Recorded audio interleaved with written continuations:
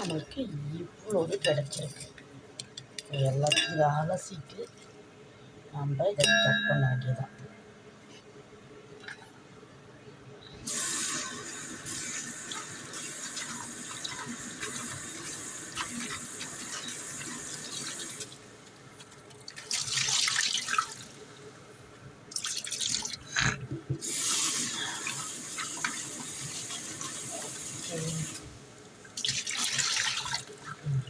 அலசியாச்சு.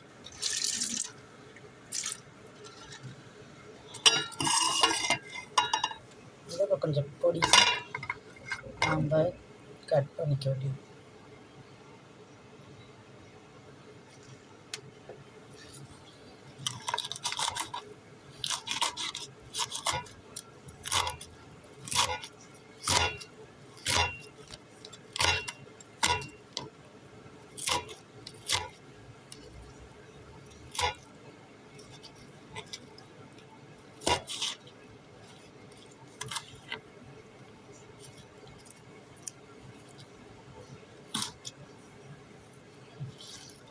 இப்போ கட் பண்ண பீக்கங்காய் ரெடி. பீக்கங்காய் எல்லாத்தையும் நம்ம கட் பண்ணி எடுத்தாச்சு.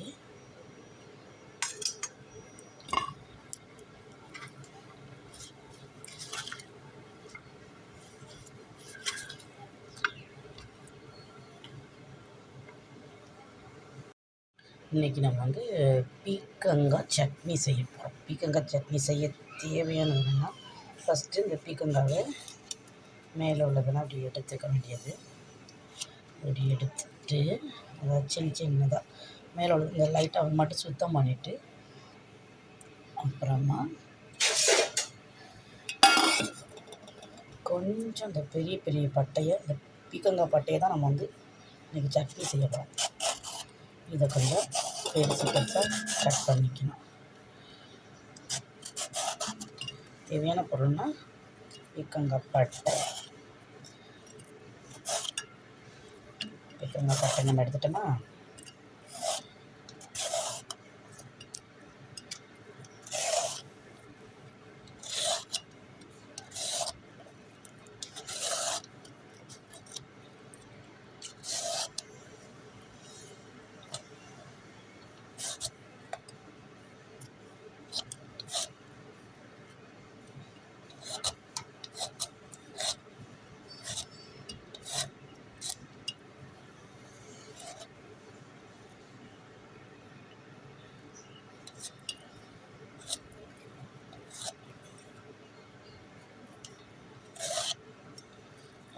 பீக்கங்காயில் இப்போ எந்த பட்டையுமே இல்லை, சுத்தமாக எடுத்துட்டேன். இப்போ நமக்கு இவ்வளோ பீக்கங்காய் பட்டை கிடச்சிது. கொஞ்சம்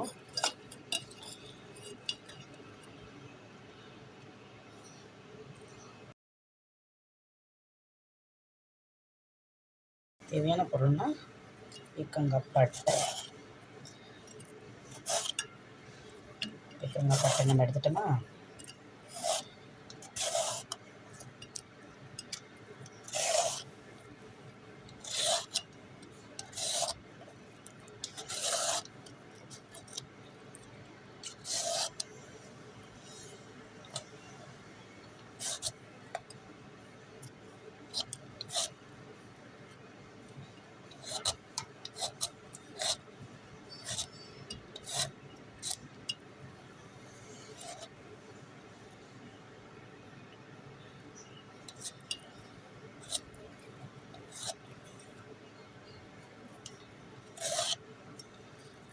பீக்கங்காயில் இப்போ எந்த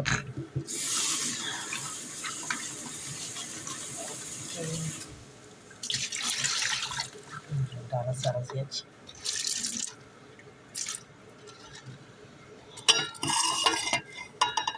இதை கொஞ்சம் பொடி நம்ம கட் பண்ணிக்க வேண்டியது.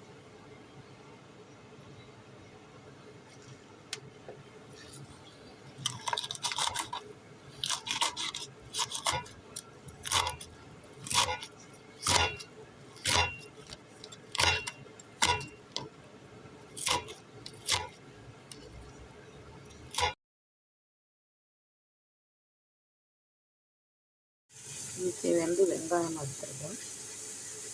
நல்லாயிருக்கு. சரி, இதுக்கு தேவையானதுட்டு ஒரு கையளவு எடுத்து வந்திருக்கேன். இப்போ இந்த கருவேப்பிலையும் நல்லா கழுவிட்டு இது கூட நம்ம சேர்த்துக்கலாம்.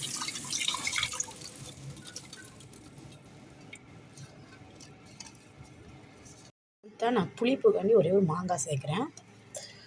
உரப்புக்கு காரத்துக்காண்டி பச்சை மிளகா காஞ்ச மிளகா கொஞ்சம் பூண்டு சேர்த்துருக்கேன். அது கூட கொஞ்சம் மல்லி சேர்த்துருக்கேன். புதினா வைக்கலாம், என்கிட்ட புதினா இல்லை. வீட்டில் நான் இவ்வளோன்னு புளி மட்டும் சேர்க்குறேன். இந்த அளவுக்கு புளி சேர்க்குறேன். கொஞ்சம் தான், ஏன்னா மாங்காயோட புளிப்பு இருக்கிற வாசி இவ்வளோ புளிப்பு தேவையில்லை, நம்ம கொஞ்சம் சேர்த்துக்கிட்டா போதும். இவ்வளோ புளி சேர்க்குறேன்.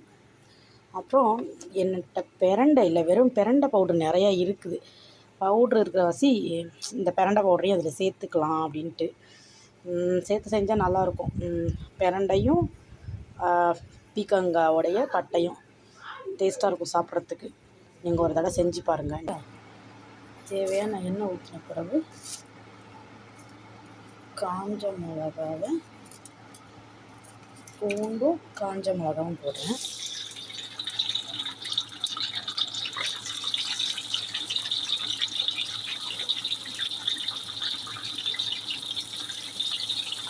காஞ்ச மிளகாய், அது கூடவே கொஞ்சம் பச்சை மிளகாய் போட்டுக்கிறேன்.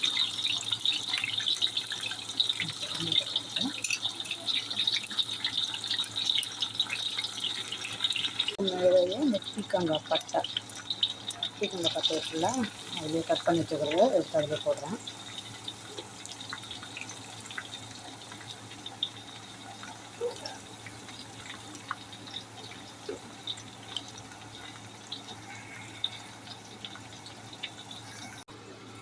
அப்படியே கொஞ்சம் புளி அளவுக்கு சேர்த்துக்கிறேன். அளவு புளி சேர்த்துட்டு கிளறி வச்சோம்னா இப்போ எல்லாம் நல்லா வதங்கிடுச்சு. இதை அப்படியே ஆற வச்சுட்டு நம்ம அரைக்க வேண்டியது.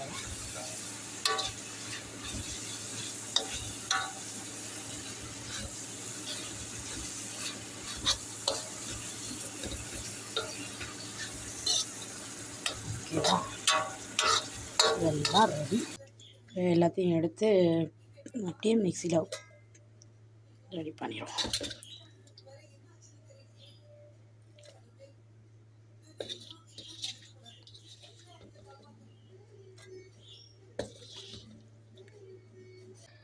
இது தண்ணி ஊற்றாமல் வேறு எண்ணெய் மட்டும் போட்டு தான் அரைச்சிருக்கேன். ஏன்னா ரொம்ப நாள் வைக்கிறது, தண்ணி போட்டு அரைச்சோம்னா வீணாயிடும். இதை அப்படியே நான் ஒரு ஊறுகாய் பாட்டில் வச்சுருக்கேன். அந்த ஊறுகாய் பாட்டில் சூடான சாப்பாட்டில் துவையில் போட்டுட்டு சாப்பிட்றதுக்கு டேஸ்ட்டாக இருக்கும். நான் சும்மா இந்த சாப்பாடு மட்டும் எடுத்துருக்கேன். நல்லா இருக்குது பார்க்குறதுக்கு.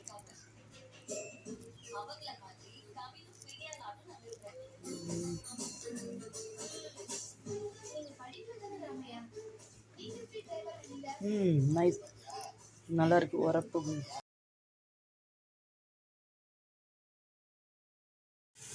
தேவையானது வெங்காயம் வறுத்துருக்கேன்.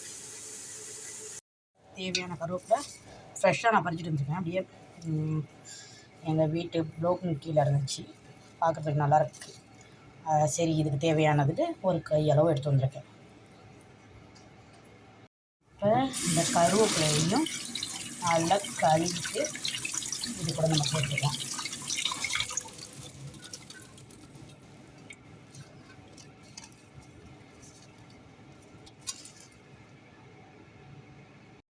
நான் புளிப்புக்காண்டி ஒரே ஒரு மாங்காய் சேர்க்குறேன். உரப்புக்கு காரத்துக்காண்டி பச்சை மிளகா காஞ்ச மிளகா கொஞ்சம் பூண்டு சேர்த்துருக்கேன். அது கூட கொஞ்சம் மல்லி சேர்த்துருக்கேன். புதினா வைக்கலாம், என்கிட்ட புதினா இல்லை.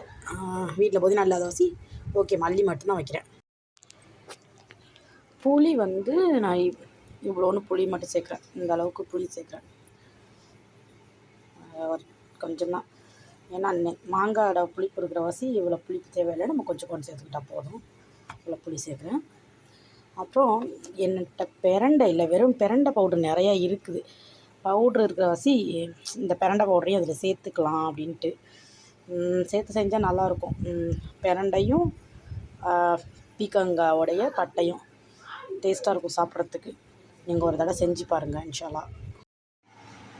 தேவையான எண்ணெய் ஊற்றி வச்சா, தேவையான எண்ணெய் ஊற்றின பிறகு காஞ்ச மிளகாவை, பூண்டும் காஞ்ச மிளகாவும் போடுறேன்.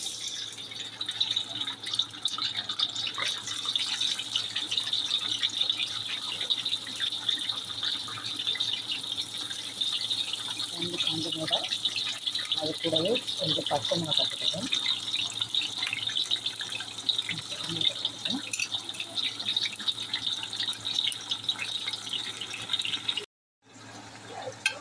மாங்காய் சேர்த்தாச்சு.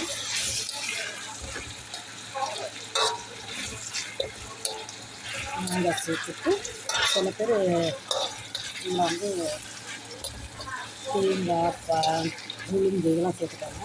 இது நான் ரொம்ப நாள் வச்சுக்கிறதுக்காண்டி உளுந்து எதுவும் நான் சேர்க்கலை. ரொம்ப நாளைக்கு வேணும், அதனால் வெறும் நல்லெண்ணெய் மட்டும் போட்டு இந்த பொருட்களை எல்லாத்தையும் அதில் சேர்த்துருக்கேன்.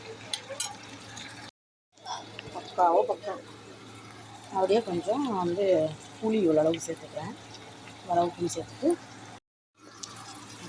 நல்லா கிண்டி வச்சு கிளறி வச்சோம்னா, இப்போ எல்லாம் நல்லா வதங்கிடுச்சு. இதை அப்படியே ஆற வச்சுட்டு நம்ம அரைக்க வேண்டியது.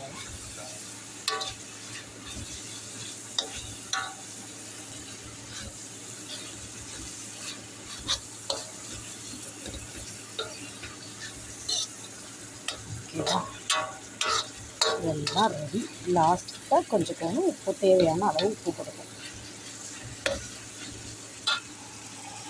பிரண்டு துவையலுக்கு எல்லாம் ரெடி. ஓகே, நல்லா வந்துருச்சு, சூப்பராக. இது தண்ணி ஊற்றாமல் வேறு எண்ணெய் மட்டும் போட்டு தான் அரைச்சிருக்கேன். ஏன்னா ரொம்ப நாள் வைக்கிறது தண்ணி போட்டு அரைச்சோம்னா வீணாயிடும். இதை அப்படியே நான் ஒரு ஊறுகாய் பாட்டில் வச்சுருக்கேன். அந்த ஊறுகாய் பாட்டிலுக்குள்ளேயே போட்டு வச்சிடலான்ட்டு. துவையல் ரெடி. அதை நல்லா சூடான சாப்பாட்டில் துவையலை போட்டுட்டு சாப்பிட்றதுக்கு டேஸ்ட்டாக இருக்கும். நான் சும்மா இந்த சாப்பாடு மட்டும் எடுத்துருக்கேன். நல்லா இருக்கு பார்க்குறதுக்கு.